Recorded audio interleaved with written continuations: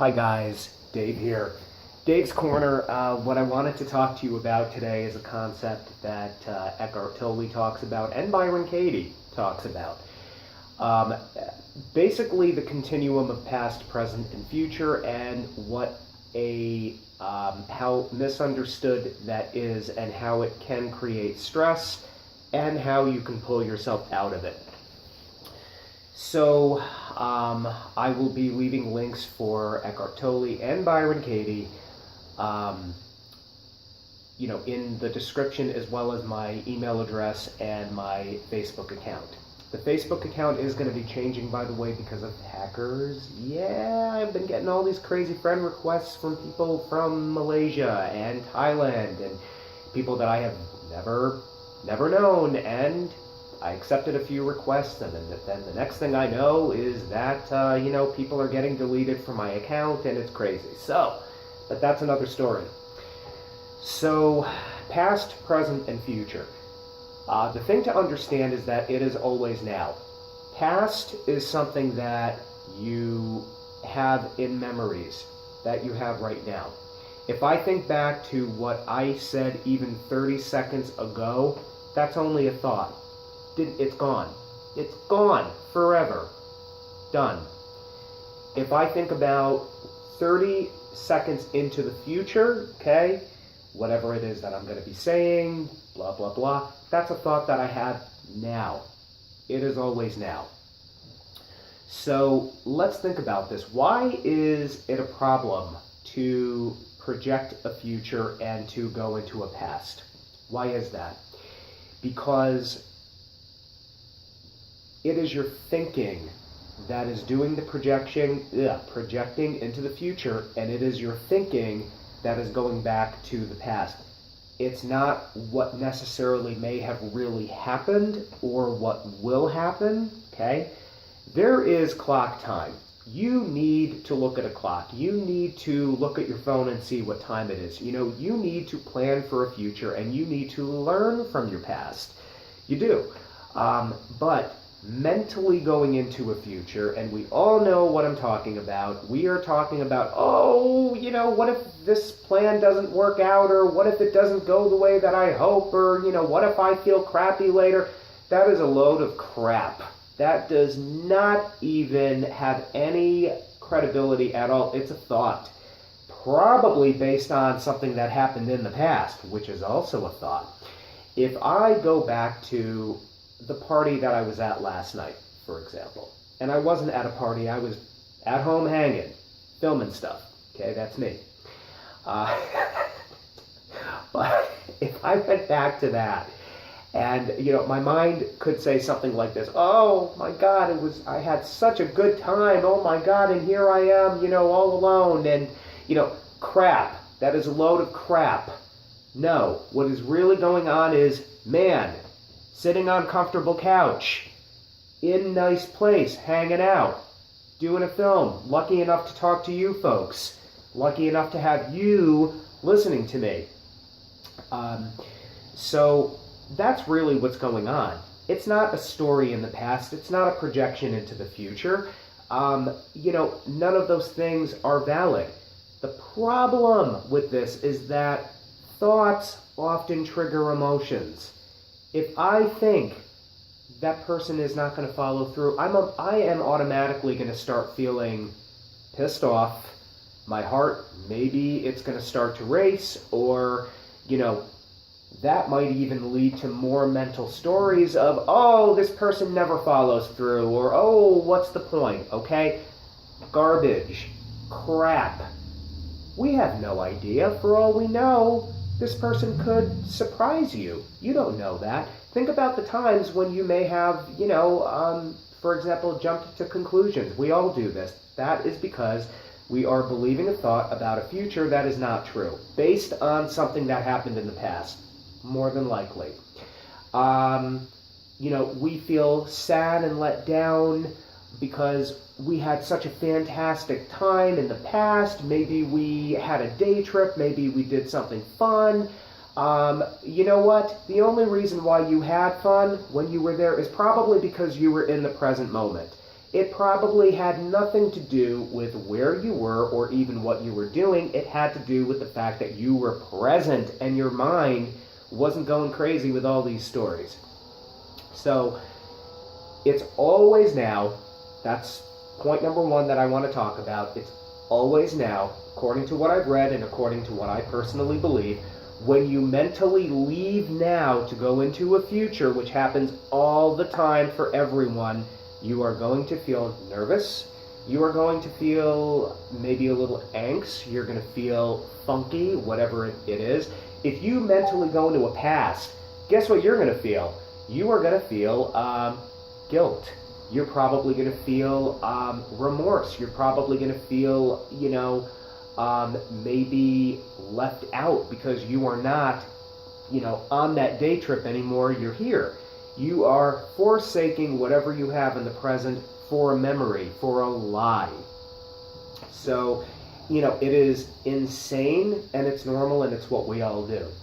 So to break out of that, it is retraining your thinking to be anchored in the present, to, use, to be able to look at a clock, to be able to plan, and to be able to, set yourself up so that when you do arrive to that future moment, which will be now, because it is always now, you can, have everything work out in the way that you want it to. So, and in terms of past, you can look back and while you're in now and say to yourself, well, I had a wonderful time. Maybe I could plan to do that again. You're present enough to be able to work with what it is that you want and need to work with. So there's a couple of techniques that you can do that can keep you more anchored in the now. A lot of my videos are about being in the present moment because I think that is the one thing we all need to do to have a more peaceful life. And I do believe that if every single person on this earth paid attention to their breath more, if they, were in their body more, there probably would not be a lot of crap going on this planet. I think more people would be at peace, more people would be listening to each other, there wouldn't be any of these major issues that we hear about all the time, and I'm not going to get into anything. I'm not even going to mention his name. I will not do that because it stirs up so much stuff with everyone. I refuse to state my stance on that person. I won't. And I kind of just did, but I'm not telling you whether I'm pro or against. That is not the point. But if I did start going there, all right, I'm leaving my present moment and I'm going into a possible future that could be bad when in actuality I don't even know. And I'm not saying that I won't, make plans to safeguard myself for whatever reason if I have to, but I will be able to do it presently and I will be able to do it with some form of power and peace. All right, but I will worry about that when I get there. It's like, Scarlett O'Hara, she says, I'm not going to think about that now. I'm going to think about that at a later time. Okay, words of wisdom. That's where you can use a future to your advantage. And that example was mentioned by Oprah Winfrey when she worked with Eckhart Tolle during her 10-week webinar.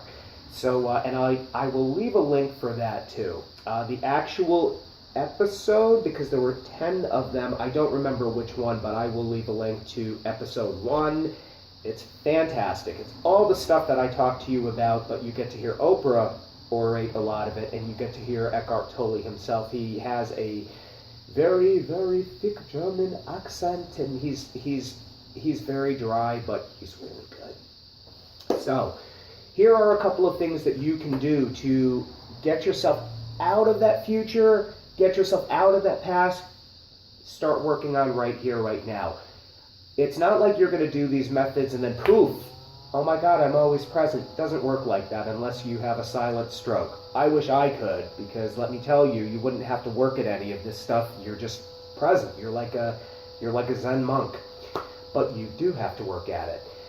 So, when washing your hands, Feel the sensations. Feel the water flowing over your hands. Feel the suds of the soap. Smell what that is like. When you are walking up and down the stairs, feel your feet on each step. Feel that. Physically feel it. Physically be there. When you are sitting in your car, or if you happen to be on the bus, or whatever it is, before you officially get going, just take a couple of minutes, or even 2 to 3 breaths, and just listen to your breathing like it is a good friend. Give it your attention. Because what those things are going to do is you are taking your attention out of that, out of the stories, okay? And into wherever you are and whatever it is you are doing now. The more in the moment and in now you are, the less stressed you're going to be, the better work quality you are going to have. And, later on, when it's still now, you're going to look back on that moment and you're going to say, wow, I had such a peaceful, wonderful time. Oh my God, doing the dishes never felt so good. Well, no, it had nothing to do with the dishes. It had to do with the fact that your mind was still.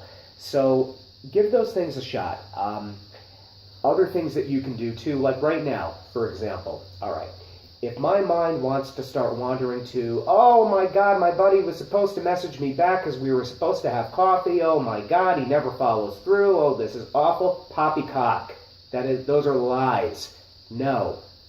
Feel your sits bones on the couch, and it's a pretty comfy couch. Feel the pillow. Just feel the nice, the fact that it's not freezing. There's a roof over my head. And it's not like you're trying to convince yourself of things. You're just here, and when you're here, your mind is still. It is practicing the ability to turn the mind off. Even for a second. That is the same as a reboot, and you need to do it, because if you don't, you are going to become lost in your stories. Stories about the future, stories about the past. And I'm not saying don't look at a watch. I'm not saying don't, make whatever plans you need to for the future.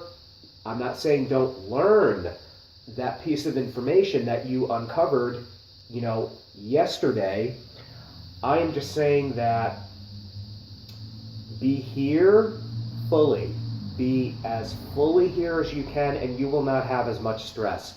So that's what I wanted to talk to you about. And if anybody does have any questions, please feel free to email me or Facebook message me. It's totally okay. I am Dave Campster on Facebook. That is going to be changing in the near future because of hackers. Happened in the past. Learned that I can't keep my account. I don't get stressed about it right now.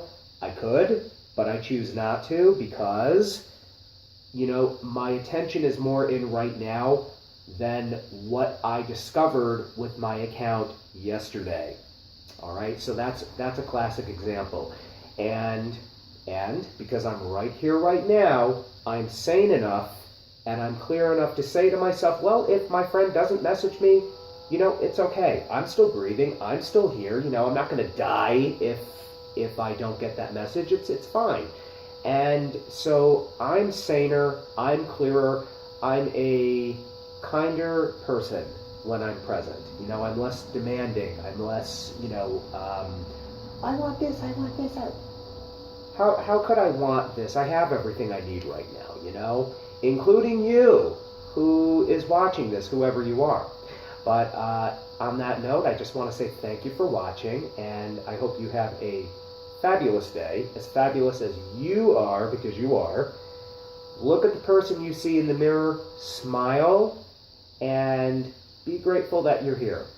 So have a great day, and namaste.